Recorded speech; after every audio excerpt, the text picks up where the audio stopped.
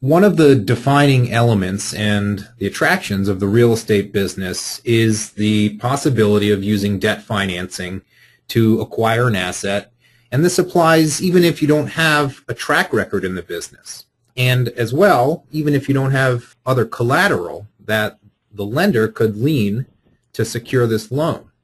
And so at the first-time investor level, this could be manifested in simply getting a mortgage for your first investment property, whether it's a condo or a townhome that you rent out.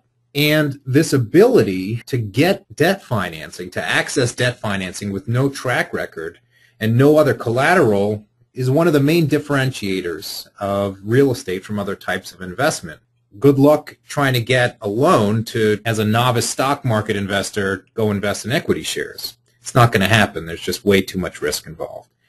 And so the question becomes, just because debt is available, just because you're able to borrow to invest in real estate, should you in fact borrow, and how much?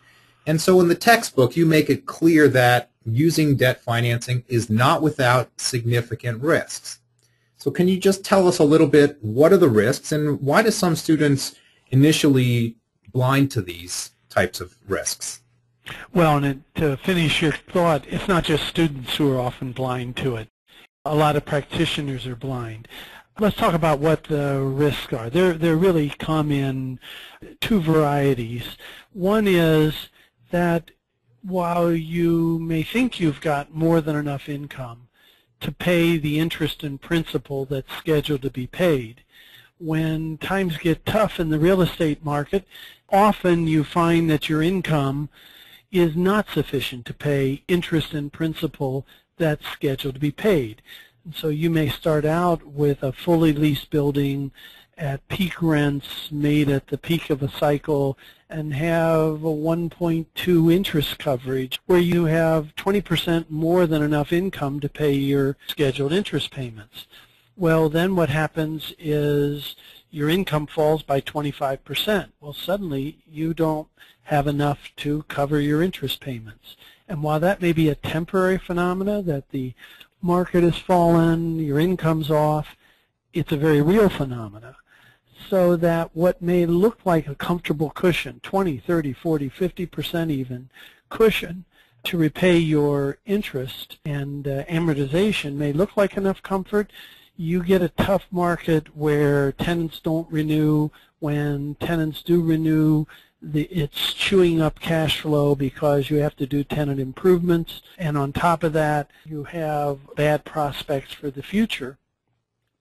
You can find that the real endangerment is you gave away, when you took a loan, you gave the first payment right to the lender. That is, first dollars that come in go to the lender, not to you and your operations.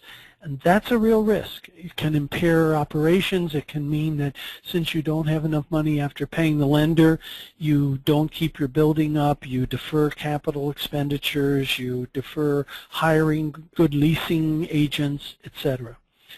So one of it is simply you just don't have enough income. Your income gets a hit through the cycle or through competitive forces, and you don't have enough money to service your income. That never happens on a pro forma. In a pro forma, everything always goes right. It's only in reality that these things happen. And that's one of the reasons this risk doesn't look very high, in that, gee, on my pro forma, my income nicely goes up 2% a year or 3% a year. Rents are always rising. Space is always leasing, and therefore I always have enough money to pay my interest and principal. It's not always true. Second variety of risk is what happens when the loan comes due. And short-term debt comes due very quickly. Short-term loans, if you take out a one-year loan, it's going to come due 10 times in a 10-year period.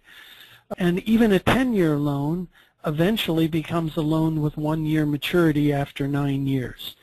And the risk is that loan comes due at a bad time for the property, namely when your income is poor, when your leasing is poor, when tenants are uninterested in the space, etc. Or that the property loan matures and comes due at a time that's not so bad for the property, but is terrible in terms of capital availability. So we talked about General Growth, for example, when we were talking about real estate companies. Their problem was not that their properties were in such bad shape when their debt came due. Their problem was no one wanted to lend money to anyone when their loans came due.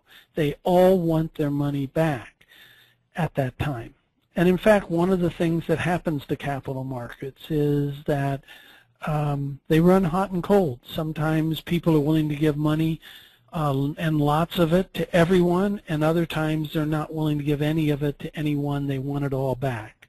There have been a couple times, the early 90s, for example, and again in the late 2000s, 7, 8, 9, 10, when your loan came due, especially if you had a good property, they wanted their money back because they knew they couldn't get their money back by having borrowers whose properties were in trouble giving it to them. So there's two very distinct risks. One is an income stream risk, that you've given away the safe part of the income stream to the lender, and therefore you may or may not have enough money to always pay your interest and principal.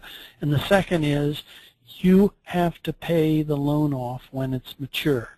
And you cannot assume that there'll be somebody willing to give you a big enough loan to repay your loan when it comes due, because history has proven that's not always the case. It generally is the case, but not always. And a lot of fortunes have been lost on the exceptions when it's not available. Two very big risks. And I think real estate professionals forget that, because in normal times income's okay to cover and people are willing to lend you money to repay your debt. It's the hard times, and the worst is when both are bad, when both the property's income is bad and no one wants to lend at that time. That's the worst of worst. Why do people ignore that? At their own peril would be my only answer.